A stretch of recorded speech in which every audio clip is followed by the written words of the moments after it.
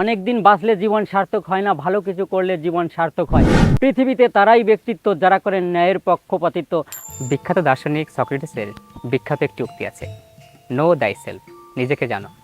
আমরা প্রতিনিয়ত নিজেকে জানার জন্য ছুটে চলেছি। আমাদের চারপাশে এমন অনেক ব্যক্তি আছেন যারা নিজ প্রচেষ্টায় এমন অনেক জ্ঞান অর্জন করে থাকেন যা সত্যি প্রশংসার দাবিদার।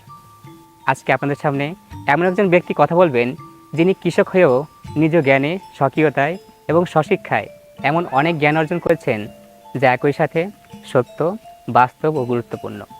আর সবথেকে মজার বিষয় হচ্ছে তিনি তার জ্ঞান ভাণ্ডারের এই তথ্য এবং তত্ত্বগুলো খুব সুন্দর, সাবলীল ও সহজ ছন্দে প্রকাশ করে থাকেন। বন্ধুরা, চলুন তার মুখ থেকে শুনে আসি তার জ্ঞান ভাণ্ডারের একাংশ। আমাদের সামনে এখন কথা বলবেন বাগেরহাট জেলাধীন চিতলমারী উপজেলার দৌলগুনি গ্রামের বাসিন্দা পঙ্কজ দাস। আপনাকে অনেক ধন্যবাদ। আপনি যতটা বলেছেন আমি ততটা নই।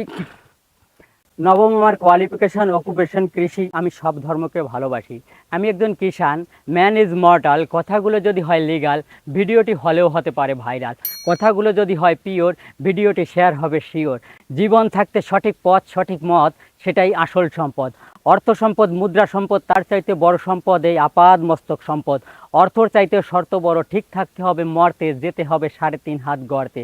লোভে বা কুমতলবে কারোর জিনিস আত্মসাৎ করতে হলে কত কিছু ভাবতে হয়, কত কিছু করতে হয়। চতুর্দিকে তাকিয়ে দেখতে হয় কেউ দেখছে নাকি। দেখছেন তিনি আসমানে আছেন যিনি, তানাকে কেউ বলে গড, কেউ বলে আল্লাহ, কেউ বলে ঈশ্বর, কেউ বলে ভগবান। তিনি একজন, তিনি পার্থক্য নন, তানার কাছে সবাই সমান। তাই জাতি নিয়ে নো জাতাজাতি, আমরা কয়েকদিনের অতিথি। প্রতিটা মুহূর্তে মারা যাচ্ছে কোনো না কোনো ব্যক্তি। কত ব্যক্তি মৃত্যুর সাথে পাঞ্জা লড়ছে। জানলা ছাড়া অন্ধকার আবদ্ধ ঘরে সব ব্যক্তি যেতে বাধ্য, এটাই বাস্তব সত্য। সৃষ্টিকর্তা আমাদের মানুষ রূপে তৈরি করেছেন, চরিত্রটা নিজেকে তৈরি করতে হয়। অনেক দিন বাঁচলে জীবন সার্থক হয় না, ভালো কিছু করলে জীবন সার্থক হয়। পৃথিবীতে তারাই ব্যক্তিত্ব যারা করেন ন্যায়ের পক্ষপাতিত্ব। আমার কথাগুলো যদি হয় বক্তব্য, তাহলে আমি বক্তব্যতে শাবক।